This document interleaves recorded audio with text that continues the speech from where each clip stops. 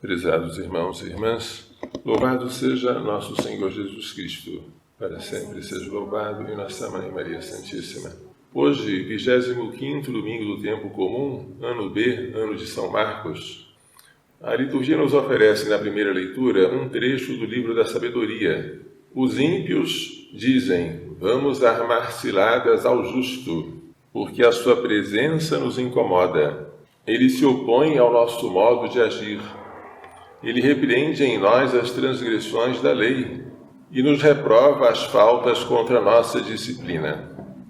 Até ver o justo já é um incômodo para o ímpio. Por isso, o ímpio deseja ou que o justo se torne ímpio como ele, ou então que o justo seja condenado a uma morte vergonhosa. Vejamos se é verdade o que ele diz e comprovemos o que vai acontecer com ele. Se de fato o justo é filho de Deus, Deus o defenderá e o livrará das mãos dos seus inimigos. Vamos pô-lo à prova com ofensas e torturas, para ver a sua serenidade e para provar a sua paciência. Vamos condená-lo a uma morte vergonhosa, porque, de acordo com suas palavras, virá alguém em seu socorro. Lendo este livro do Antigo Testamento, escrito 50 anos antes de Cristo, parece que estamos vendo os algozes de Jesus zombando dele. Tu és filho de Deus? Desce da cruz. Salvou os outros, não pode salvar a si mesmo? É o sofrimento do justo. O justo é perseguido porque ele é justo. E os ímpios condenam o justo à morte porque têm inveja dele e não podem suportar o seu bom comportamento. De fato, se eu não sou casto e acho que a castidade é impossível, ver uma pessoa se comportando castamente é para mim uma bofetada no rosto. Eu estou vendo alguém que faz aquilo que eu não consigo fazer. Alguém que está me chamando de frouxo, de covarde. Nem sequer eu posso dizer que todos são como eu, mas há quem não seja. A presença de alguém que anda na limpeza, na pureza, incomoda-me, a mim que estou sempre me revolvendo na lama. Como fizeram com Jesus, também farão e fazem com todos aqueles que quiserem seguir a Jesus. A perseguição é um sinal de que estamos no caminho da cruz, no caminho da salvação. A carta de São Tiago, segunda leitura, repreende a sabedoria mundana, que é diabólica, cheia de inveja, cheia de rivalidade. Esta sabedoria não é de Deus. A sabedoria que vem do alto é, antes de tudo, pura. Veja que bonito. Se você quer ser sábio, seja puro. Não é por acaso que o grande sábio Santo Tomás de Aquino foi também um exemplo de pureza. Por isso ele foi chamado de doutor angélico, por causa da sua pureza angélica. A pureza e a sabedoria do alto andam juntas. A sabedoria que vem do alto é, antes de tudo, pura, depois pacífica, modesta, conciliadora, cheia de misericórdia e de bons frutos, sem parcialidade, sem fingimento. O fruto da justiça é semeado na paz para aqueles que promovem a paz. O sábio não procura a sua própria glória, não alimenta invejas, não provoca rivalidades. O sábio, se tem a sabedoria de Deus, ele guarda a pureza e a mansidão.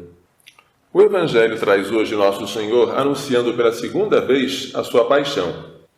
O Filho do Homem vai ser entregue nas mãos dos homens, eles o matarão, mas 3 dias após sua morte ele ressuscitará. Os discípulos não compreenderam e tinham medo de perguntar o que significava aquele anúncio da paixão.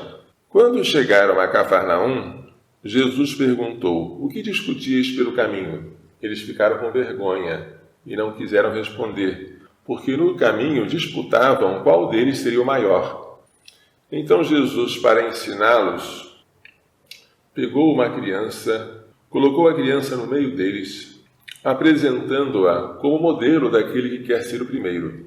Se alguém quiser ser o primeiro, que seja o último de todos e o servo de todos. O Papa é chamado servo dos servos de Deus. Quem acolher em meu nome uma destas crianças é a mim que estará acolhendo. Palavras lindas para quem luta em defesa da vida, combatendo o mais cruel de todos os assassinatos, que é o aborto.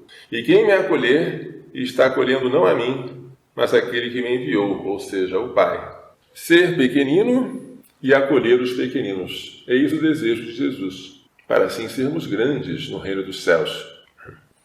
Jesus decepcionou os judeus que esperavam o Messias político. Ele viria das nuvens, ele se sentaria no trono de Davi, com seus exércitos ele iria derrotar os romanos, instaurar a paz e fazer de Israel uma nação próspera, como naquela época de Salomão.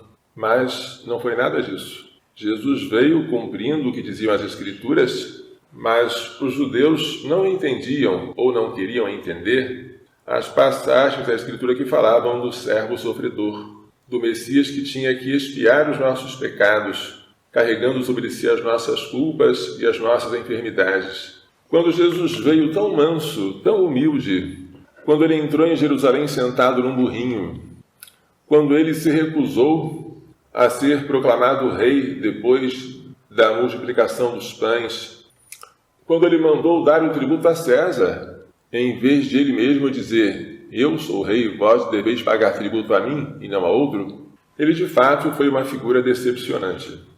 E essa decepção fez com que os judeus rejeitassem o Messias. Mas a sua morte foi um mal que veio para bem. Foi um pecado gravíssimo, do qual resultou a nossa salvação. Todos os males que vierem para nós serão para o nosso bem e para o bem dos outros, se nós não os desperdiçarmos.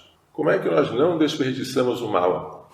Oferecendo este mal que sofremos a Deus. Oferecemos a Ele da maneira mais perfeita pelas mãos de Maria Santíssima. Se nós entregarmos as nossas dores ao coração imaculado de Maria, nada vai se perder. E tudo vai reverter-se para a maior glória de Deus. É verdade que Jesus morreu, depois de ter sido condenado e de ter sofrido, mas é verdade também que Ele ressuscitou.